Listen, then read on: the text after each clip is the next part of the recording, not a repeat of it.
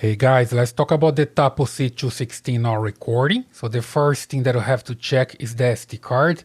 This camera just need to lift up the lens and take a look at the slot and make sure the SD card is there, right?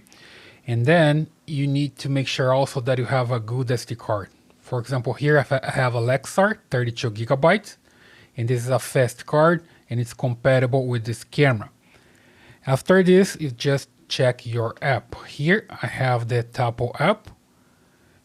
I just need to open it up and look for my camera, Tapo C216, and then come to the settings. You see here before coming to the settings, there's a message here, new microSD card identified. So basically I need to initialize the card, which means format the card. You see here it's formatting the card right now, and it's pretty fast. Okay, so I can just go to settings now, and here I can check the storage and recording. If you don't get a message like this, you just come to the camera at first, you see just the image, you can come here to the settings and then storage and recording. And here, just go to local storage, make sure you format SD card from here. Okay, let me just do it again because it's the first time that I'm using this card. From here, you can format the SD card. The camera knows the way that's correct to format the SD card. There we go. It's pretty fast. Then, next step, if it's not recording, you just need to check the events, okay? And also the recording schedule. So as you can see in the recording schedule, you check for detection recording, no record, or continuous recording. Here, right now, it's recording every single day, every single hour by motion. So let's just go there to motion and make sure that you have enabled. So here, see detection. And you need to enable motion detection. And adjust the sensitivity. And also, you can check here if you have person detection available, enabled.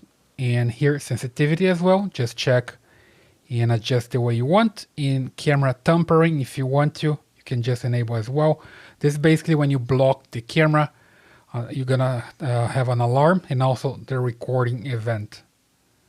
And also baby crying, if you want to just enable baby crying as well, it's going to detect a baby crying and it's going to record. So you need to check also the detection zones, if you have all the zones available here for detection, and you can just select which one you want. Just make sure you double check this one and you're good to go. Here set for all, so basically it's going to use the entire area to detect motion there and also record. You can edit the area if you want to. You see here that you can just change.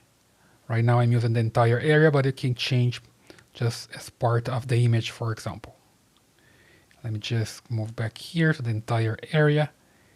And after you adjust, you can just come here and save, right? Or you can also clear all the area here and start over. Just come back without saving because mine is okay here. I will just leave without saving. But double check on yours if it's adjusted like this, and you're good to go. And something else that you can do is just to make sure that the motion is enabled, you can just enable notification as well. So every time there is a motion in front of the camera, you get a notification and you know that's working, okay? So basically that's it. You can see that everything is recording after this, every time there is motion, okay? And you can also check the activity here directly on playback and download. Right now there's no recording because there is no motion in front of the camera yet. After there's any motion there, I'm gonna see a list of recordings here in the SD card itself. You see I have an option here for SD card and also for the cloud. So if you don't have a plan for the cloud, it's not gonna have anything here, but you should have something in the SD card, right? So I hope this helps. Please subscribe to this channel, leave your thumbs up and your comments, and I see you in the next video.